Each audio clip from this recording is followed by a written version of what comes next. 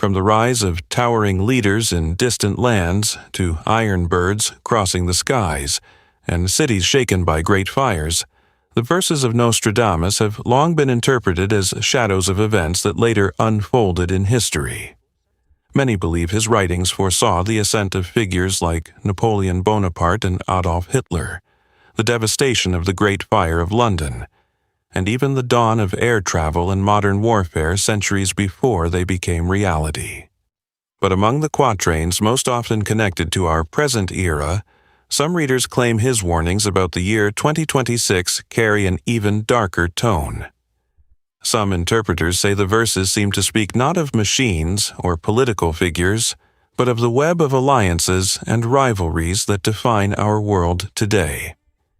And according to certain interpretations, it all begins with the unsealing of hidden documents guarded by the powerful. 1. The Elite Island.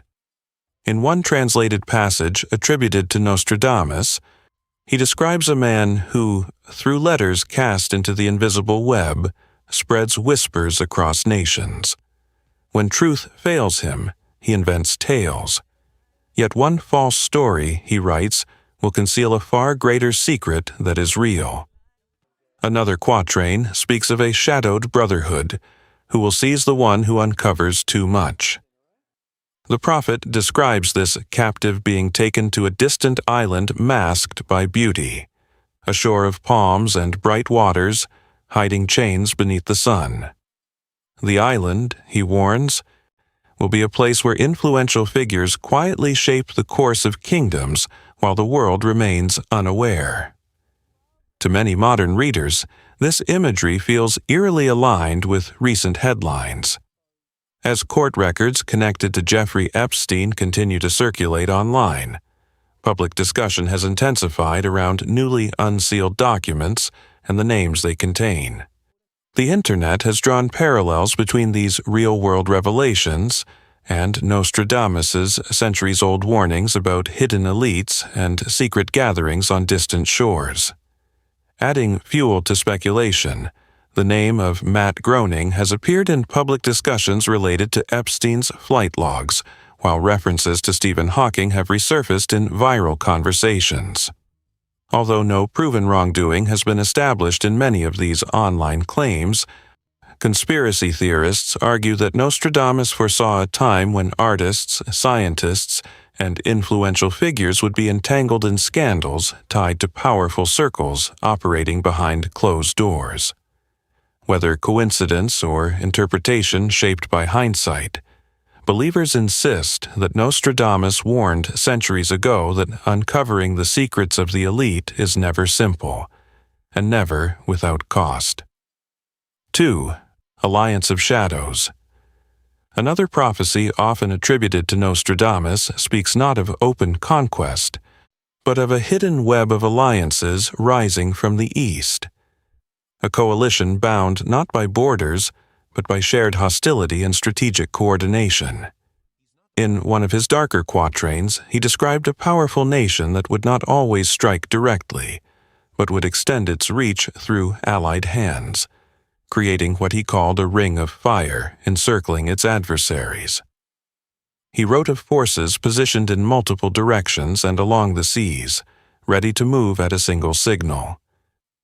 Modern analysts often point to Iran's strategic network known as the Axis of Resistance, a highly organized system of regional allies and armed groups operating across multiple front lines. This network includes Hezbollah in Lebanon, a group long viewed as a direct threat by Israel, the Houthi movement in Yemen, and various Iran-backed militias active in Iraq and Syria.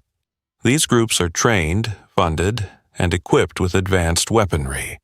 What makes this prophecy more striking is not just its capability, but its opponents.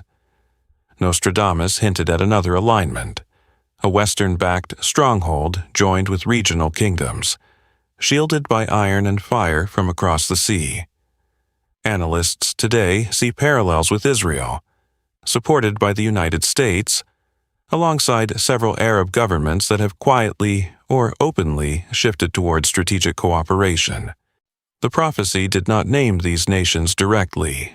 Nostradamus rarely did. Instead, he described the pattern: rival banners rising, old enemies redefining themselves through new partnerships, and political fault lines hardening into two visible blocks. He warned of a moment when a single spark, whether diplomatic, territorial, or ideological, could pull entire regions into synchronized confrontation. Unlike the vague symbolism in satire, Nostradamus's imagery was stark and symbolic. He wrote of the crescent and the stars standing opposite the fortified city, and of distant eagles circling above desert alliances. To many, these metaphors now feel less abstract and more like a reflection of the geopolitical chessboard forming across the Middle East. One alliance defining itself through resistance and sovereignty, the other through security guarantees and strategic containment. Whether coincidence or calculated interpretation, the pattern Nostradamus described centuries ago appears increasingly familiar. And as 2026 approaches, the question is no longer whether alliances exist, but how far each side is willing to go to defend them. 3. The killer winter storm. A far darker warning often linked to 2026 is extreme winter weather. In several quatrains, he speaks of a winter so severe that it would feel unnatural, an event striking regions unaccustomed to such cold. One line, frequently cited, reads, "So great the cold that the seas freeze, wine in the cask shall harden, and men shall perish in lands of mild air." For centuries, historians debated whether he referred to the Little Ice Age or to some distant future. But recent winters have caused many to revisit those words with new urgency. In his writings, Nostradamus describes cities unprepared, leaders overwhelmed, and populations trapped by sudden frost. He speaks of roads silenced by ice and of fires failing where warmth was once abundant. The imagery suggests not just snowfall, but systemic collapse. Transport halted, supplies interrupted, and ordinary life frozen in place. Fast forward to the winter of early 2026, and the parallels feel striking to some observers. Massive Arctic blasts pushed deep into regions of North America that rarely see prolonged snow or ice. States known for mild winters faced record-breaking freezes. Power grids failed under the strain. Entire neighborhoods were left without electricity, heat, or running water for days. Highways turned into sheets of ice, stranding travelers overnight in sub-zero temperatures. Grocery stores were emptied within hours as panic buying swept through communities unprepared for sustained cold. What made this winter especially unsettling were the unusual atmospheric patterns leading up to it. Meteorologists documented a destabilized polar vortex plunging farther south than expected. Snow fell along coastal areas that typically see only rain. Nostradamus also wrote of a historic winter that would be remembered not only for its severity, but for its timing, arriving abruptly and intensifying mid-season. Some interpreters point to a passage referencing the heart of January, when the great frost shall bind the people in their dwellings. This has led believers to draw connections to the exact weeks when infrastructure failures peaked during recent cold waves. 4. The Billionaire Company Town.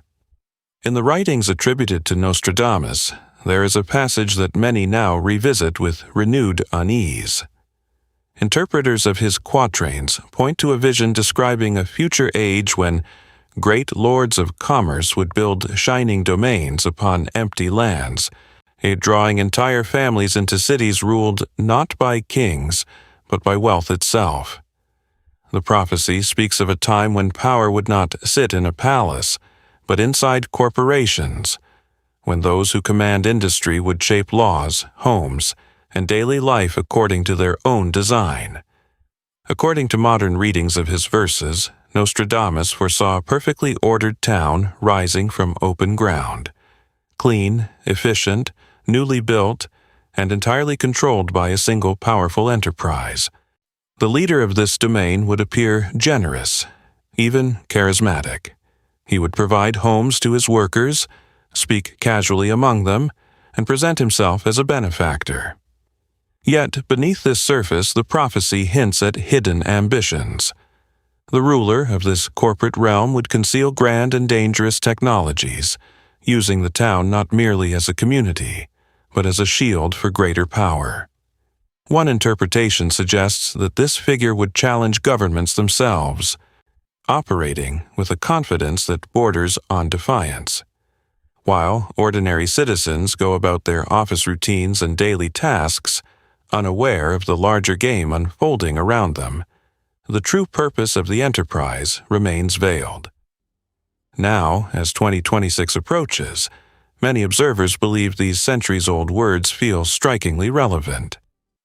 Some of the world's wealthiest technology magnates are purchasing vast stretches of land to construct private cities. Elon Musk has begun developing company-centered communities in Texas, designed primarily for employees. Meanwhile, investors and tech leaders are advancing an ambitious project known as California Forever, aiming to build an entirely new city from the ground up in California. Critics argue that such projects concentrate immense influence in private hands. Reports describe efforts to secure independent water resources, shape local governance structures, and establish internal security systems.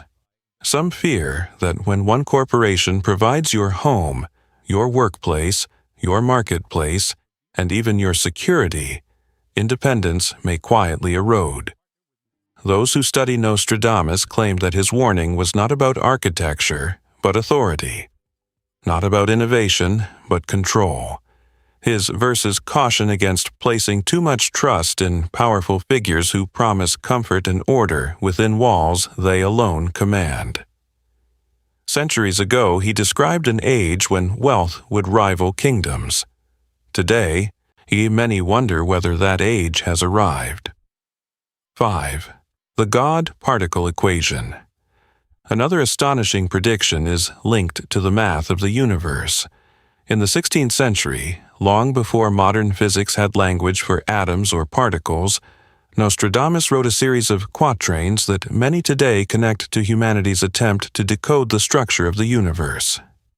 In one translated passage, he wrote of the invisible spark that grants weight to the formless, revealed by thunder, forged by man. For centuries, the lines were read symbolically. But as modern physics advanced, readers began connecting those words to a breakthrough that would not occur until 2012. Nostradamus spoke of scholars gathering beneath the earth, harnessing tremendous energy in a circular chamber, seeking what he called the seed of creation. In 2012, scientists working at CERN announced the discovery of the Higgs boson, often nicknamed the God particle. The Higgs boson is crucial because it confirms the existence of the Higgs field, an invisible energy field that gives fundamental particles their mass. Without it, atoms would not form, stars would not ignite, and physical matter as we know it would not exist. The machine used to detect it. The Large Hadron Collider is a 27-kilometer underground ring that cost billions of dollars to build, a literal thunder forged by man, as some interpreters poetically note. What fascinates prophecy enthusiasts is that Nostradamus described this revelation centuries before. Modern science had the language to define subatomic particles.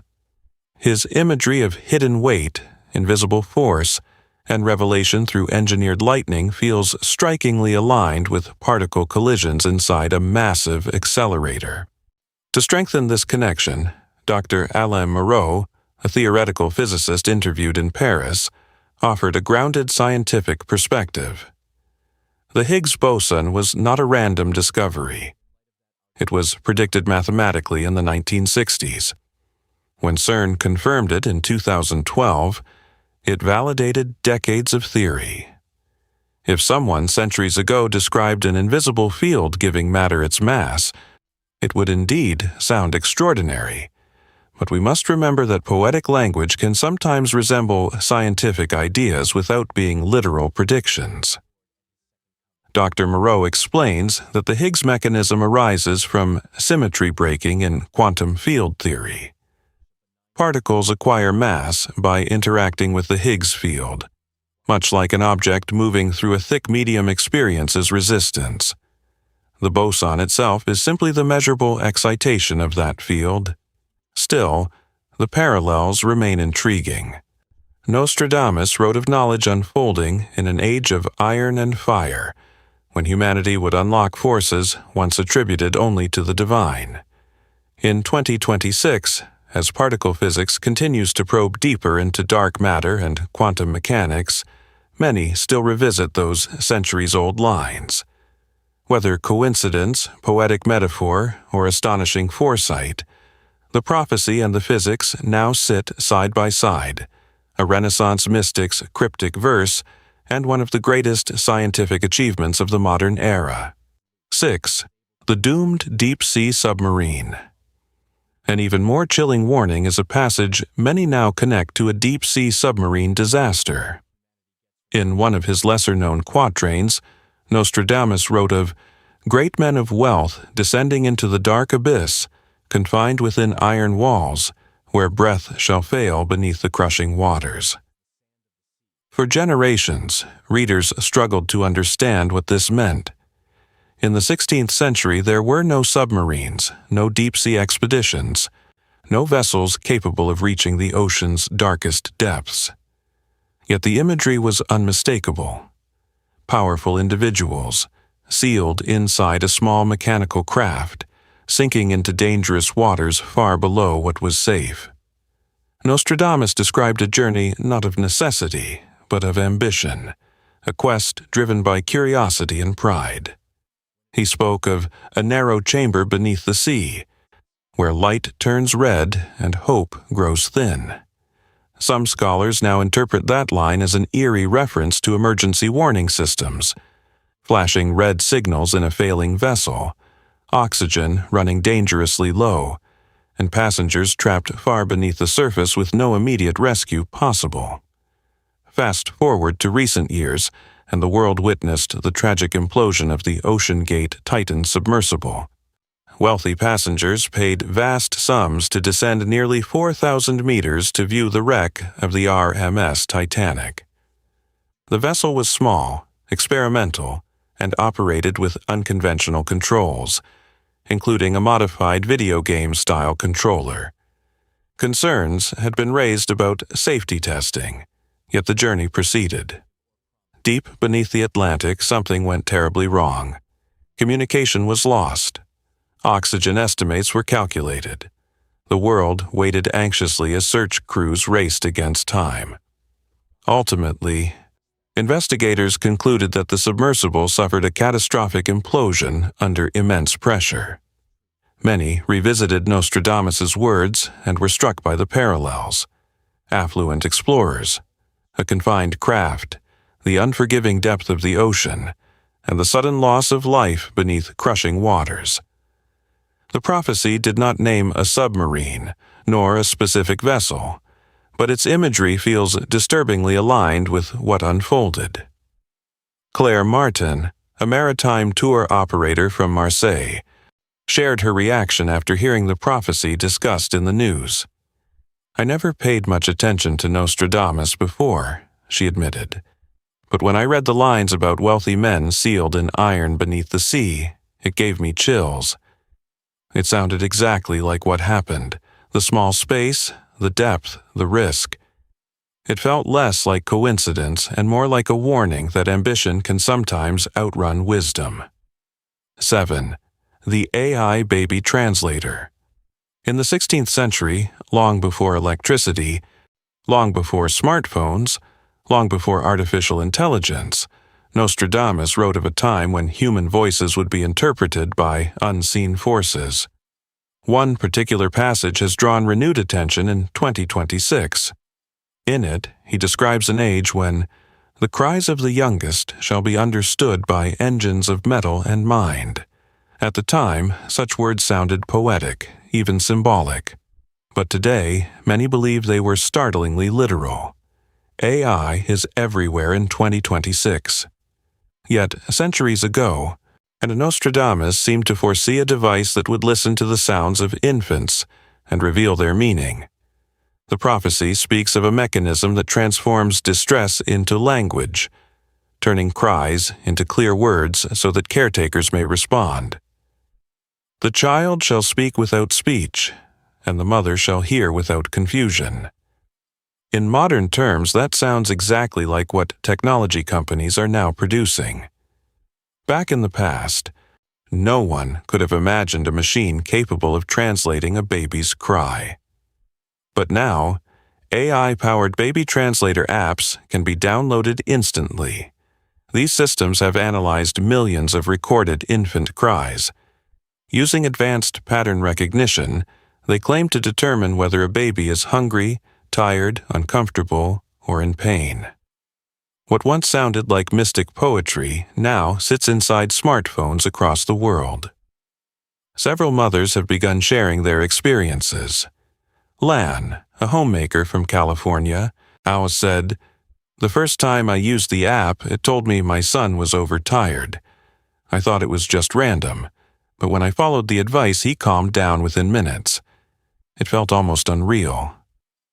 Maria, a mother of 3 in Texas, explained, "At 2 a.m., when you're exhausted and your baby won't stop crying, this app feels like a gift. It told me my daughter was hungry and it was right. I don't know how it knows, but it works." Parents today are paying monthly subscription fees for access to this technology. The device Nostradamus described, an engine of mind interpreting the cries of the innocent, now lives in the palm of their hands. What was once written as prophecy has become product. The question many are now asking is not whether the technology works, but how a man writing in the 1500s could have described a world where machines would interpret the voices of those who cannot yet speak. 8. The black market cooking oil. Another astonishing prophecy attributed to Nostradamus speaks of a strange trade built not on gold or grain, but on rendered fat. In one of his lesser-known interpretations, scholars point to verses describing a time when the waste of the hearth shall be sought as treasure, and when men of shadow will gather by night to harvest what was once discarded. For centuries, the imagery seemed symbolic. Some believed it referred to famine. Others thought it hinted at corruption or moral decay. But in recent years, the meaning appears far more literal. According to prophetic readings, there would come a time when common residue, the leftover grease from cooking fires, would gain unexpected value. Nostradamus described figures moving silently after dusk, approaching places of public feasting, collecting what others had thrown away. He warned of disputes arising over this unlikely commodity, and of organized groups turning refuse into revenue. For generations, the idea sounded absurd. Why would anyone fight over used fat? Yet fast forward to 2026, and the prophecy feels unsettlingly precise. As the world shifts toward green energy and sustainable fuel alternatives, used cooking oil has become a valuable resource. It is refined into biodiesel and other renewable fuels. What was once waste is now profitable. And because of that profit, criminal networks have emerged. Across the United States and Europe, organized groups drive tanker trucks through cities late at night. They siphon used cooking oil from restaurant containers, sometimes stealing thousands of dollars worth in a single stop. Restaurants now install heavy metal locks, surveillance cameras, and reinforced storage units just to protect their grease bins. Law enforcement agencies, including federal investigators, are actively tracking large-scale theft rings tied to this growing black market. What once sounded like exaggerated symbolism, men fighting over cooking fat, has become a documented economic crime. Nostradamus wrote of a future where base matter shall rival silver in worth, and conflict shall rise from the kitchens of the people. For centuries, readers dismissed such lines as poetic metaphor. But in 2026, as authorities battle organized grease theft across continents, the prophecy feels less like allegory and more like observation written far too early. History has shown that predictions often seem foolish, until they are not. 9. The shipping supervirus. Another chilling prophecy, often attributed to Nostradamus, speaks of a devastating plague carried not by armies but by trade. In one of his cryptic quatrains, he described a sickness born in the East, spreading silently through merchandise and distant commerce, striking lands that believed themselves secure. He wrote of illness crossing seas inside sealed containers, unleashed far from its origin. Unlike a modern cartoon episode, and this vision came in the 16th century, long before cargo ships and global shipping routes connected continents at such speed. In the interpretation of this prophecy, a worker in a distant eastern land falls ill while handling goods meant for export. The illness is unseen, trapped within crates bound tightly and sent across the ocean. Weeks later, when the shipments are opened in a faraway city, the contamination spreads rapidly. Nostradamus described confusion, fear, and civic disorder. Hospitals overwhelmed, citizens demanding strange remedies, and crowds driven by panic rather than reason. The imagery speaks of a society destabilized not only by disease, but by hysteria. Fast forward to 2026, and the world is witnessing a disturbingly similar pattern. Just weeks ago, an alarming outbreak of the deadly Nipah virus struck West Bengal, India. This aggressive brain-infecting virus carries a fatality rate reported to be as high as 75%. The sudden emergence of cases prompted international airports across Asia to immediately reinstate strict COVID-style health screenings in an effort to prevent cross-border transmission. Global health officials reacted swiftly, aware of how interconnected the modern world has become. Yet the most striking parallel to Nostradamus's warning lies in the method of spread. His writings hinted that commerce itself would become the vehicle of contagion, that what is bought and sold across oceans could carry unseen danger. In a world dependent on overseas manufacturing and rapid shipping networks, even a single contaminated package could theoretically trigger widespread disruption weeks later and thousands of miles away. Centuries ago, Nostradamus warned that global trade would bind nations together, not only through wealth, but also through vulnerability. In 2026, experts are increasingly concerned about fragile supply chains and the ease with which pathogens might travel via cargo ships and international freight systems. Whether viewed as prophecy or coincidence, the warning feels unsettlingly relevant. In an age of instant commerce, disease no longer respects borders, and distance offers little protection. 10. The blocking out the sun. An even more astonishing prophecy attributed to Nostradamus speaks of mankind daring to darken the heavens themselves. In his 16th century quatrains, Nostradamus wrote of a time when the great light of the sky shall be veiled by the works of man, and when powerful rulers would attempt to command what was once believed to belong only to God. Interpreters long dismissed the passage as symbolic, perhaps referring to eclipses, wars, or spiritual darkness. But as the year 2026 approaches, the imagery feels far less poetic and far more literal. According to the interpretation, a wealthy and influential figure would seek dominance not through armies, but through control of energy and light. The prophecy describes a device or method that would cast a shadow at noon, forcing people to depend on centralized power. In the 1500s, such an idea would have sounded impossible, even absurd. How could anyone block the sun? Yet today, scientists openly discuss a concept known as solar geoengineering. Researchers funded by major investors are exploring ways to release fine particles into the upper atmosphere to reflect a portion of sunlight away from Earth. The stated goal is to slow global warming by slightly dimming the sun's rays. What was once the language of prophecy is now the language of climate science. If implemented, this technology could alter the brightness of the sky, shift weather patterns, and potentially impact agriculture across continents. Some experts warn of unpredictable side effects. Others argue it may be necessary to prevent rising temperatures from spiraling out of control. Meanwhile, powerful corporations continue competing for dominance over renewable energy infrastructure, including solar power systems that convert sunlight into electricity.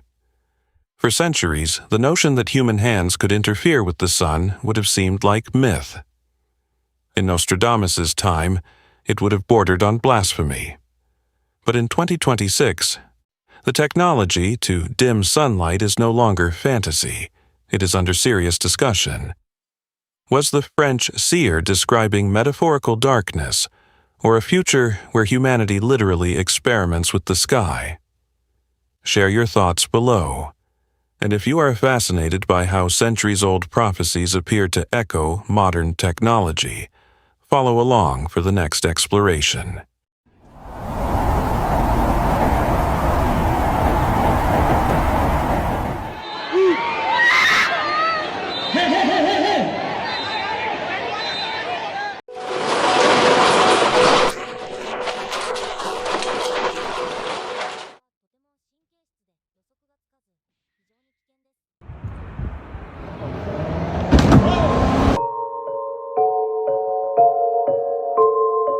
Recently, the world has been watching missiles, borders, and rising tensions between nations.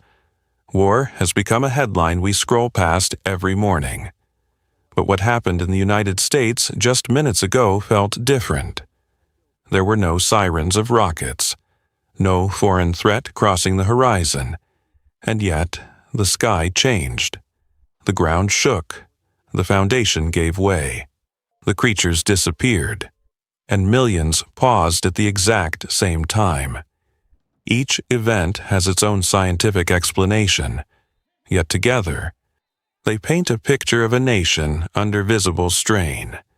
Some are asking a question few dare to say out loud. Is this just another disaster, or a warning no one can ignore? If these signs move your heart, like, subscribe, and stay with us. Across the American Midwest, a strange phenomenon appeared in the sky, drawing everyone's attention. Initially, it was just a dark streak along the horizon. Then that streak thickened. It coiled forward. Enormous bands of clouds stretched for miles, undulating like ocean waves hovering above the ground. They weren't swirling like tornadoes, nor were they as tall as hurricanes, but they moved with a clear weight and purpose, like a wall advancing toward the city. Unlike ordinary rain clouds, the sky changed in a way that astonished everyone, leaving them wondering what was happening. Before the wind arrived, the air was eerily still. A heavy feeling pervaded. The light turned a pale green, casting an odd hue over the houses and highways. For several long minutes, everything seemed to stand still. There was no strong wind, no thunder rumbled. There was only a silent pressure building, as if the atmosphere were tightening before impact. People described it as the pre-impact moment, when you know something is about to happen, but it hasn't actually happened yet. Meteorologists later provided a clear explanation of its formation. Stratospheric clouds form when cold air from a storm system pushes down and spreads outward, creating a horizontal boundary between air masses. It's real, it's measurable. It's been documented before, but scale matters.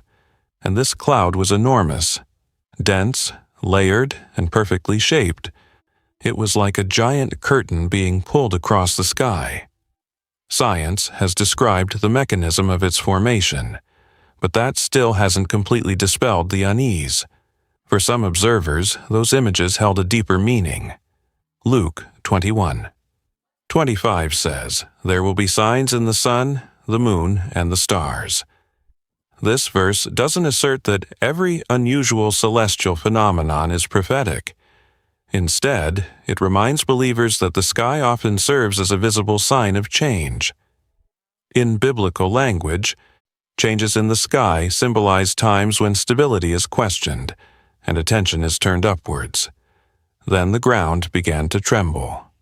A low vibration rolled beneath the streets, subtle at first, then stronger. Windows rattled, car alarms flickered on. In the distance, a deep, muffled boom echoed across the flat horizon, too far to see, but too close to ignore. There were no invasion sirens, no military alerts. Phones that had moments earlier displayed foreign battlefields were now shaking in people's hands. It didn't feel like war. It felt like something else. Emergency reports followed. Officials urged calm while assessing the source of the tremor. Structural inspections began. News anchors shifted from overseas coverage to live local footage. But even after the shaking stopped and the sound faded into silence, a quieter question remained. If the sky had formed such a visible boundary above, and the earth had responded below, what exactly had shifted in that moment? Scripture has long connected this kind of moment to human conflict and natural upheaval in the same breath. In Matthew 24:7 it says, "Nation will rise against nation, and there will be famines and earthquakes in various places." The verse does not assign dates, it does not name locations, but it places war and the shaking of the earth side by side, as if both are reminders of how fragile human certainty can be. Sometimes a cloud is just a cloud. Sometimes a tremor is just geology. But sometimes when the world already feels unstable, even natural events seem to carry a weight that goes beyond explanation. Throughout biblical language, conflict is not only political. It is moral, it is spiritual. And nature is not merely background scenery. It often becomes the stage upon which deeper questions are asked. When borders harden and weapons are tested, and at the same time the sky shifts and the ground moves, people naturally wonder whether these events are separate or connected by something greater than coincidence. That does not mean every tremor is divine judgment, nor does every storm carry prophecy, but moments of disruption have historically served as wake-up calls, points when societies pause and reassess direction, priorities, and unity. Right now, the world is already tense. Conflicts continue overseas, alliances strain, economies fluctuate. And then, without warning, nature asserts its power in unexpected places. For some, it feels like randomness. For others, it feels like a pattern forming. If this was simply a geological event, it will be measured and explained. But if it was also a moment of warning, not of invasion, but of reflection, then the conversation is only beginning. Because this is not the only unusual event unfolding. And when we look at what has happened in other regions in recent days, the pattern becomes even more difficult to ignore. In several regions across the state, the earth has begun to give way without warning. Streets that felt solid for decades suddenly fractured. Driveways tilted. Entire sections of land collapsed inward, forming deep sinkholes where firm soil once stood. This was not a gradual erosion that took years to notice. It happened abruptly. One moment, everything appeared stable. The next, the surface split open. Residents described a strange sequence. At first, a subtle shift beneath their feet. A faint sinking sensation, almost like standing on sand near the tide. Then came cracking sounds, sharp and irregular. Within minutes, sections of asphalt dropped several feet. In some neighborhoods, backyards caved in overnight. Fences leaned at unnatural angles. Utility lines stretched and snapped.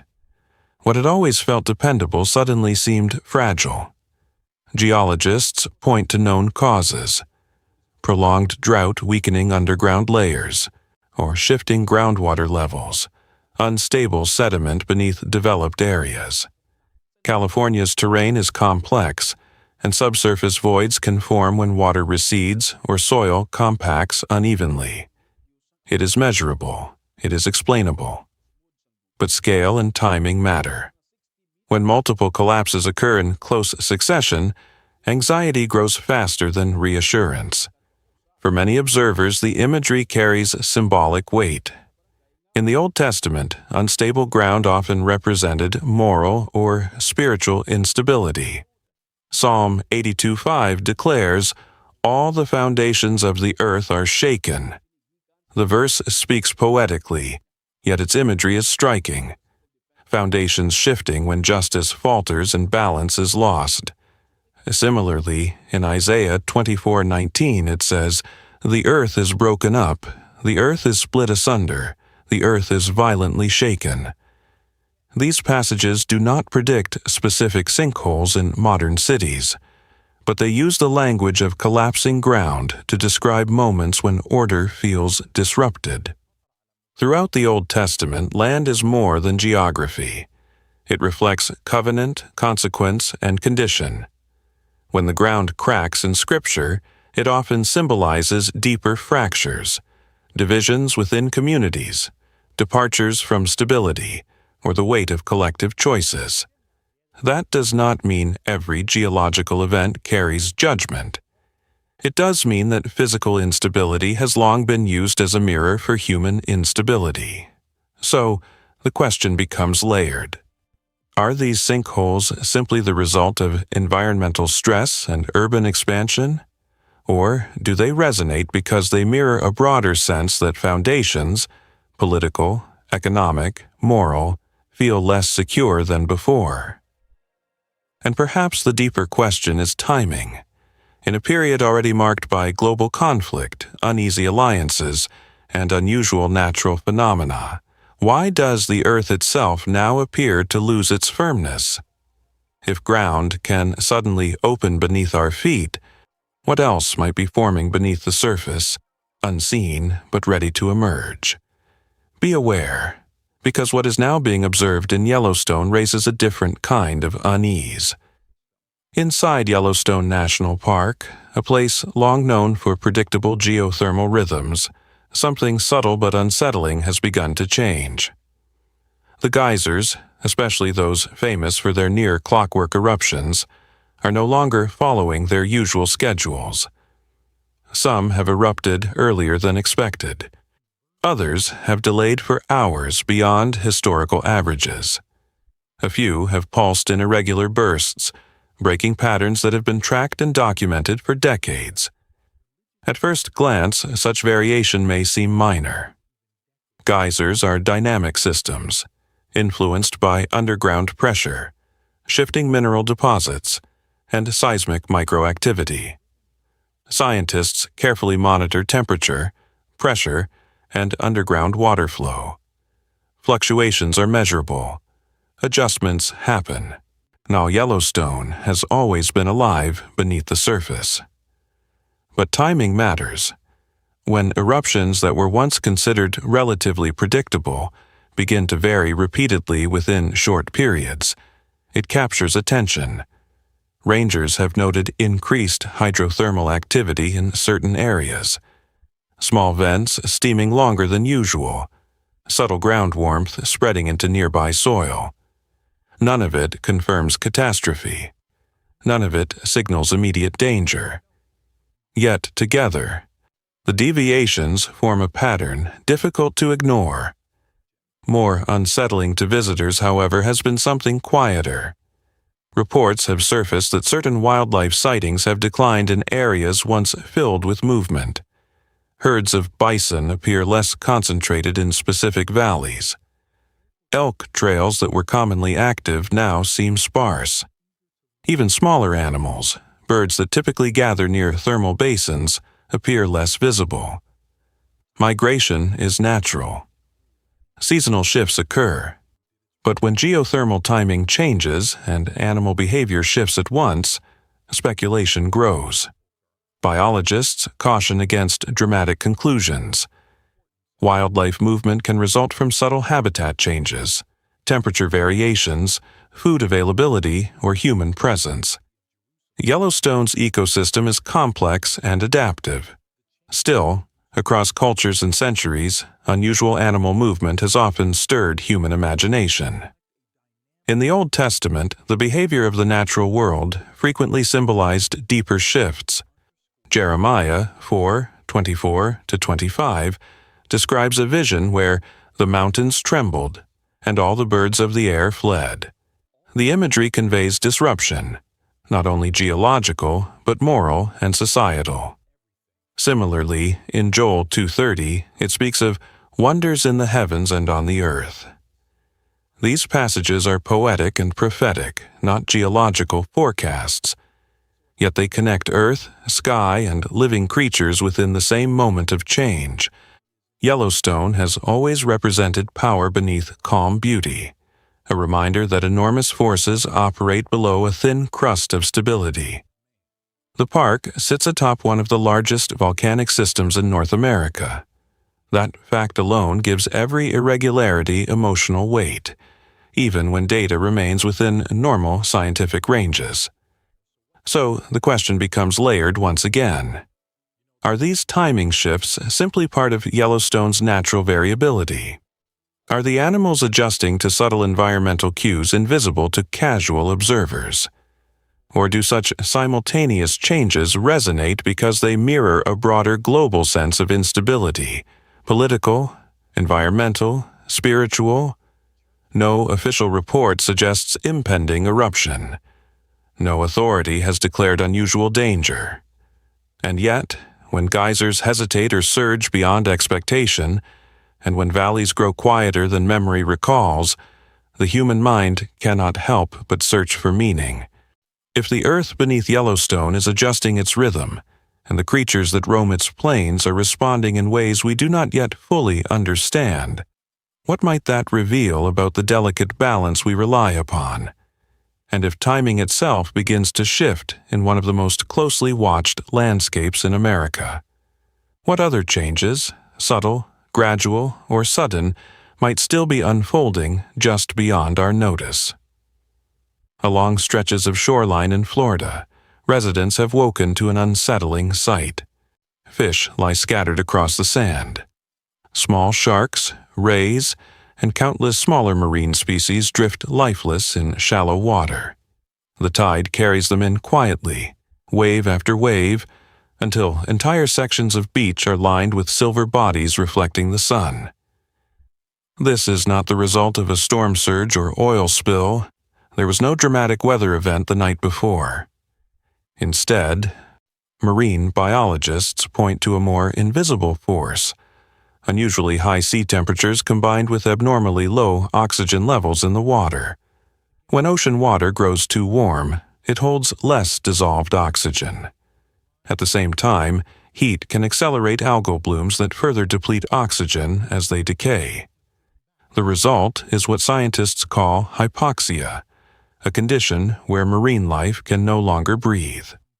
Fish suffocate in water that appears calm and blue from the surface.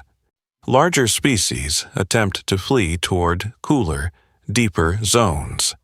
Smaller organisms often cannot escape. It is measurable, it is chemical, it is environmental. But scale matters. When miles of coastline are affected at once, and when species rarely seen near shore suddenly appear among the dead, the imagery becomes difficult to ignore. Pelicans circle but do not dive. Dolphins alter their usual patterns. The shoreline grows quieter, not because it is empty, but because something fundamental has shifted beneath the surface. In the Old Testament, the sea often represents both life and chaos, abundance and judgment intertwined. Hosea 4:3 speaks of a land where even the fish of the sea are taken away. The verse addresses moral and societal decline, yet its imagery is striking. the health of the natural world reflecting deeper imbalance. Likewise, in Exodus, the Nile, turning lifeless, symbolized disruption that extended beyond politics into the very ecosystem sustaining life. These passages are theological in meaning, not scientific forecasts. Yet they connect environmental disturbance with moments of reckoning. No official report describes this as prophecy. Oceanographers continue to gather data, tracking temperature anomalies and oxygen saturation levels.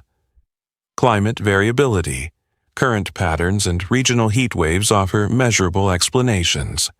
The science is real, and yet, when creatures designed to live within water cannot survive in it, the symbolism resonates. The ocean has always been seen as vast, resilient, self-sustaining. When even it begins to show signs of stress, human confidence feels thinner. If deserts can briefly flood, if the ground can fracture, if geothermal rhythms can shift, and now if the sea itself struggles to sustain life, what pattern might be forming across land, air, and water? Is this simply environmental fluctuation within a complex planet? Or is it a reminder that balance, once disturbed, echoes across every system at once? While extreme weather dominated headlines, another phenomenon quietly gained attention across multiple states. Reports began surfacing of red, disc-shaped objects appearing in the night sky. These were not isolated to one town or one brief sighting. Witnesses from different regions described remarkably similar details. Glowing circular forms, deep red or crimson in color, hovering motionless before accelerating without sound. Some observers claimed the objects remained suspended for several seconds, perfectly still against the backdrop of stars. Then, without visible propulsion, they shifted direction abruptly or shot upward at speeds that made tracking impossible. No sonic boom, no engine noise, no blinking navigation lights typical of aircraft. Videos began circulating online within hours. Clips captured small red orbs moving against dark skies, though distance and camera limitations left room for interpretation. Some footage showed steady movement. Others displayed sudden changes in direction. In several cases, witnesses reported electronic interference, phones losing focus, recordings cutting out unexpectedly, or strange distortions appearing in frames. Authorities did not immediately provide definitive explanations.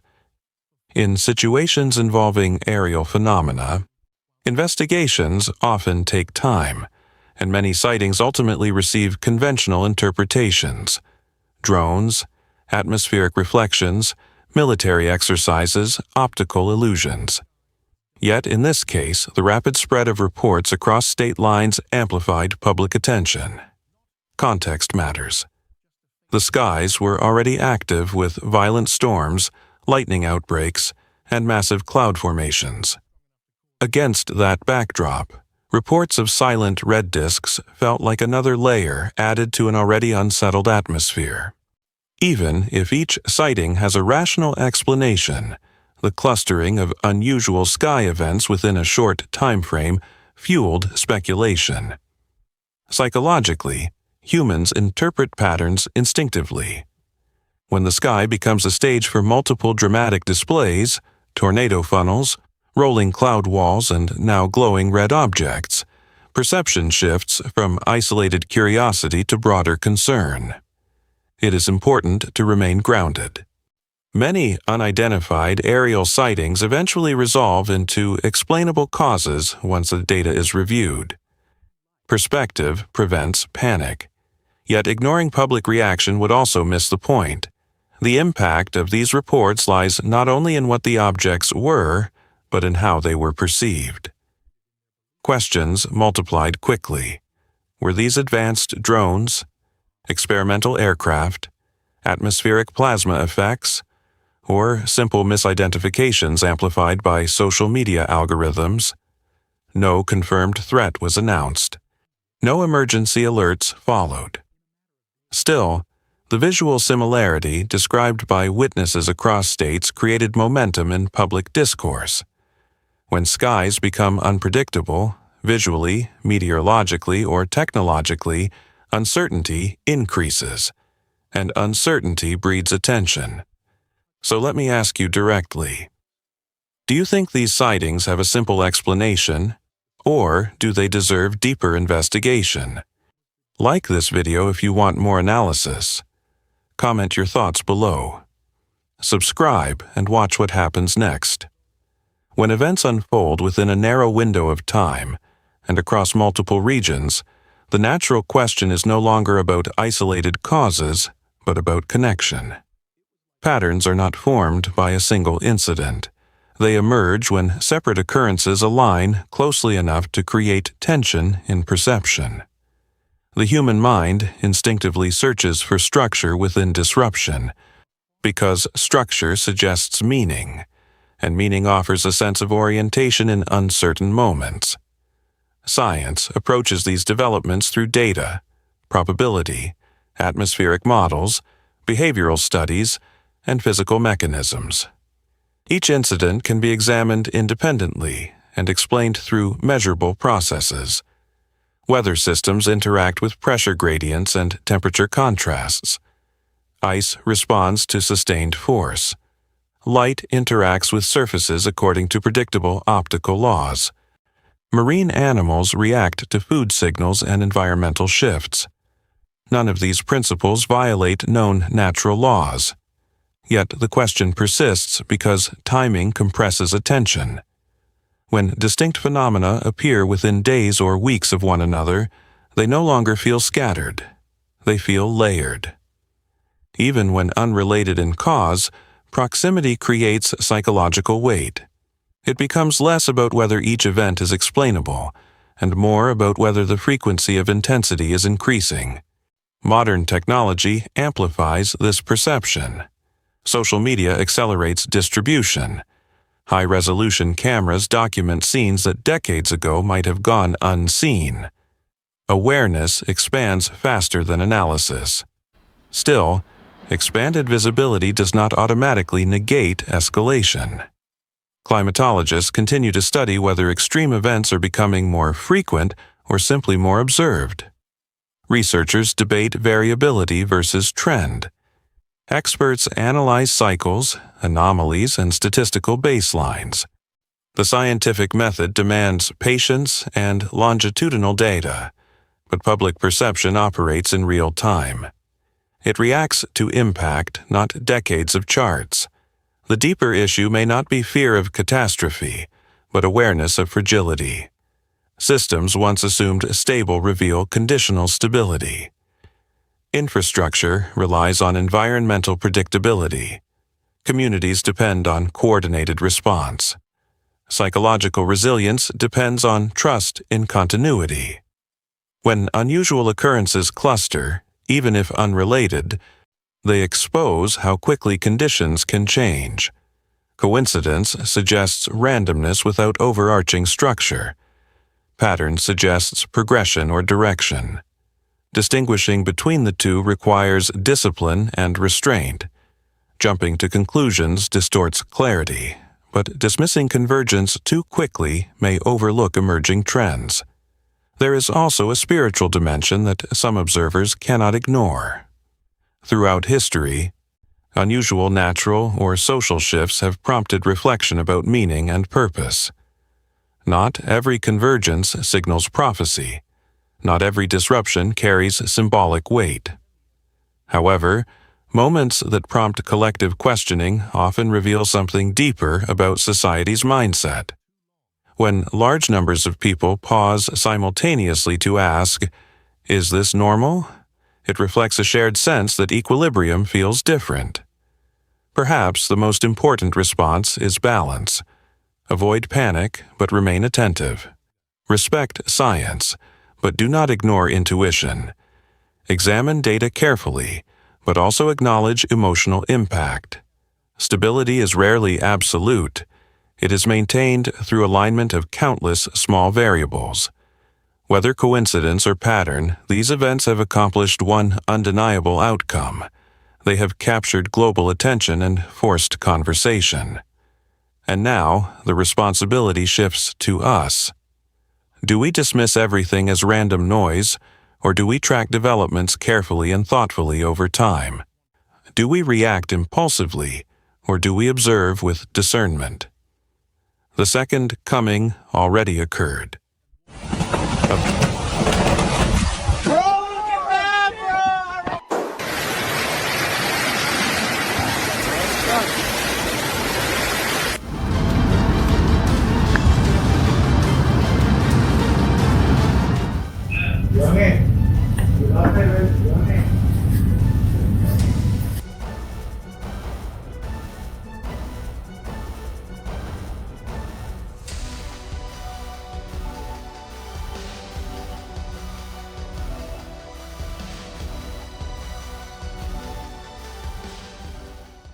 If the end was near, what would it look like?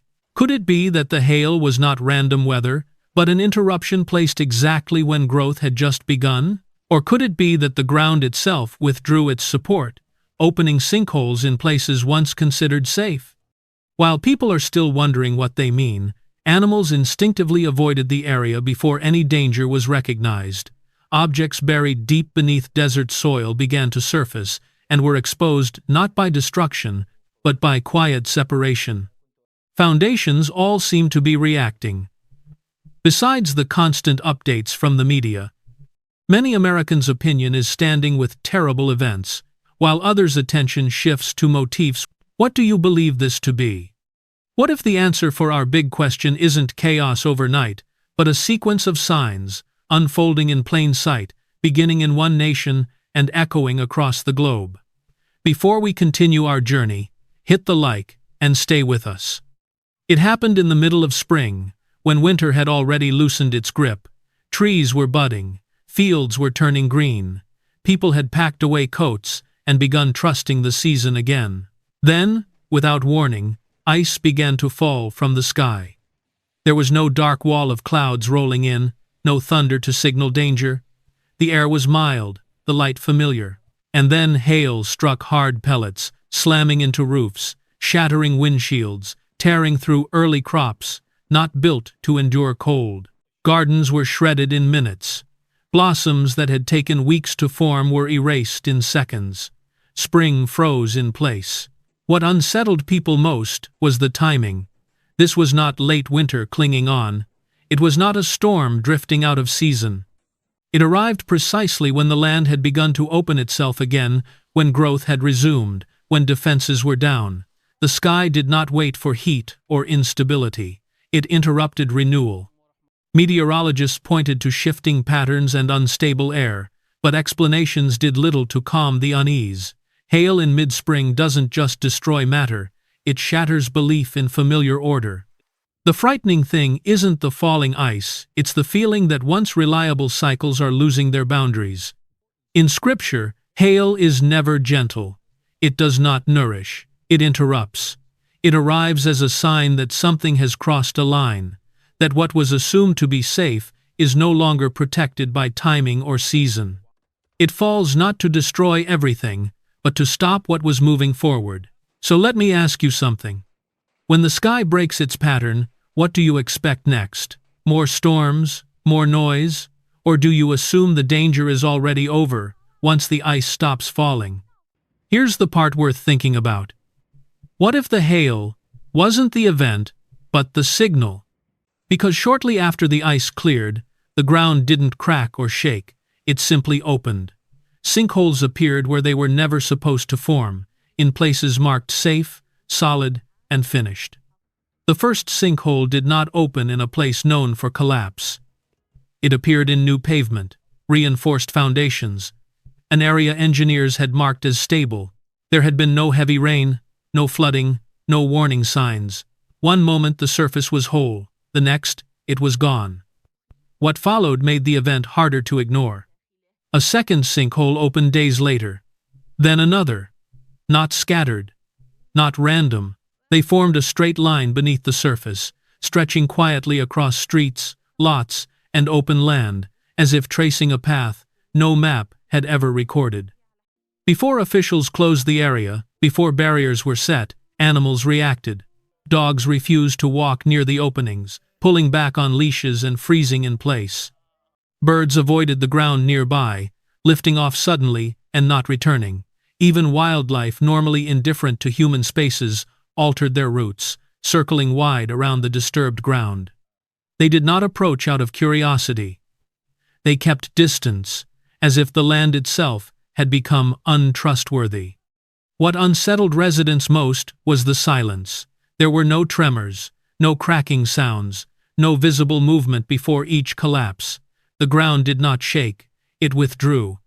And after each opening, it stopped. No spreading damage, no chain reaction, as though whatever caused it had done exactly what it came to do. Experts searched for explanations beneath the surface, but the pattern remained. Stable ground failed, the failures aligned, and living creatures sensed it before instruments did. The holes did not announce disaster. They marked something else, a line drawn quietly beneath familiar places. If the earth can open where it is not supposed to, and life instinctively knows to stay away before we do, then the question is no longer about geology.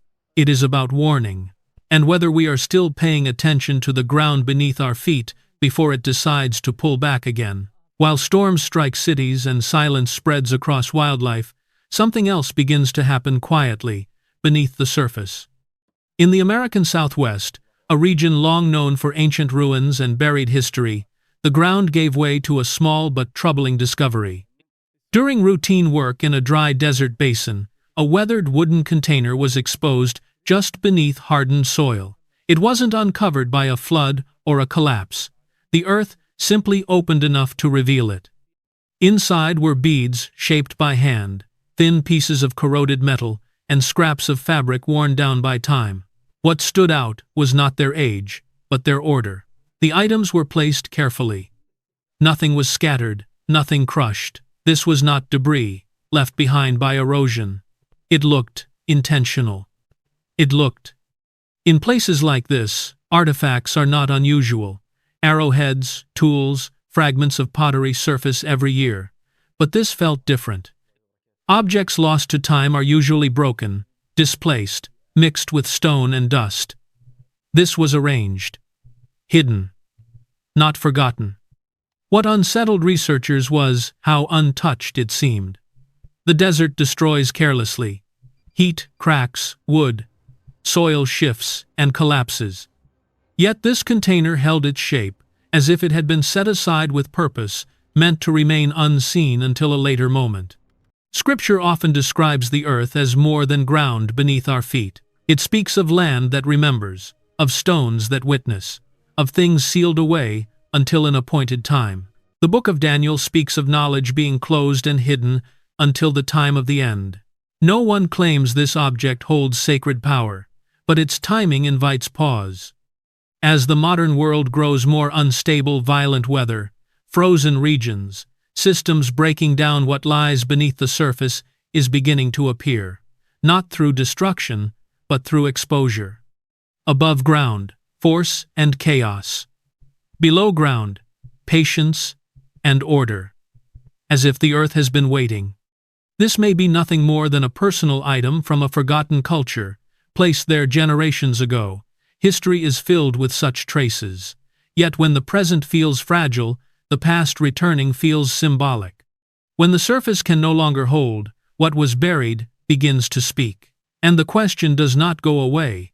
Are these things rising because humanity is learning more, or because time itself no longer allows them to stay hidden? If the ground is starting to release what it once kept sealed, it leaves one uneasy thought behind. What else is still beneath us, waiting for its moment? Before we continue, please like and subscribe to support the channel. Every bit helps. Thank you. As the earth releases what it once kept hidden, attention shifts upward to a place that cannot be touched, yet refuses to be ignored. While objects surface quietly from the ground, the sky over the central United States begins to behave in ways that feel just as unsettling. On the open plains of the Midwest, people in a wide grassland preserve looked up to see something form overhead, a broad, circular ring of dark clouds appeared, hovering high above. It began to rotate slowly, even though the sky around it remained calm and clear. What made it stand out was not its size, but its control. The clouds were clearly moving, yet there was no wind at ground level. No rain, no thunder. Tall grass stood still. Birds continued flying. And yet the sky above them was turning. The formation held its shape. It didn't spread outward. It didn't collapse inward. At its center was a darker core, surrounded by lighter clouds, circling it in a steady loop. Motion existed only where the clouds were nowhere else. The contrast was disturbing. The sky felt active, while the land beneath felt frozen in place. There was no sense of immediate danger, but there was no comfort either. This wasn't how storms normally behave. It looked less like chaos and more like a system following rules people could not see. Unlike a tornado or a funnel cloud, nothing dropped toward the ground. The ring didn't widen. It didn't tear apart. It simply rotated slow, measured, contained, before gradually thinning and fading away. Because nothing was damaged, it was easy to explain away, but those who watched didn't leave. They stood still, eyes fixed upward, unsure of what they were witnessing. Weather science can describe rotating cloud patterns, shifts in air layers, temperature contrasts, local circulation. These explanations exist, and they matter. Yet standing beneath that sky, the absence of force made the moment feel wrong. Movement without pressure, rotation without violence, change without warning. Scripture often speaks of the sky not as a backdrop, but as a sign that causes people to pause. In the Gospel of Luke, signs in the heavens are mentioned alongside unrest on the earth, not as final declarations, but as moments meant to wake attention. The sky does not explain itself. It signals. First, the ground gives up what it hid. Then the sky begins to move quietly. One does not explain the other. But together, they form a pattern that feels hard to ignore. If the earth beneath our feet and the sky above our heads are both acting differently, the question becomes unavoidable. Are these simply rare natural events, or are they reminders that what we call stable may no longer be so? When the sky moves without warning, it does not shout. It waits for someone to look up. You saw what happened in the sky. The light didn't flash. It didn't drift. It stood there, fixed, silent, deliberate. And maybe you're already asking the same question many others asked that night. Was it a sign, or just something we don't understand yet? But here's the part most people miss. When something changes above us, we tend to look up and wait for answers to come from the sky. We expect thunder. We expect fire. We expect noise. What we don't expect is for the response to come from below. So let me ask you this. While everyone was watching the heavens, did you notice what was happening underfoot? Because almost at the same time that light appeared above, water began to rise where it shouldn't have. Not from rivers, not from storms, from the ground itself, quietly, without warning. And that's why this matters. If the sky can open without a sound, what makes us think the earth would announce itself any differently? Stay with me because the next event didn't fall from above. It surfaced. The flooding did not arrive the way people expected. There was no river breaking its banks, no wall of water rushing in from upstream. Instead, water began to rise from below. Storm drains overflowed. Basement floors grew slick. Water seeped through cracks in concrete and poured up through places meant to stay dry. Streets filled last. The ground filled first. What confused residents most was the water itself. It was clear, not brown, not thick with mud or debris.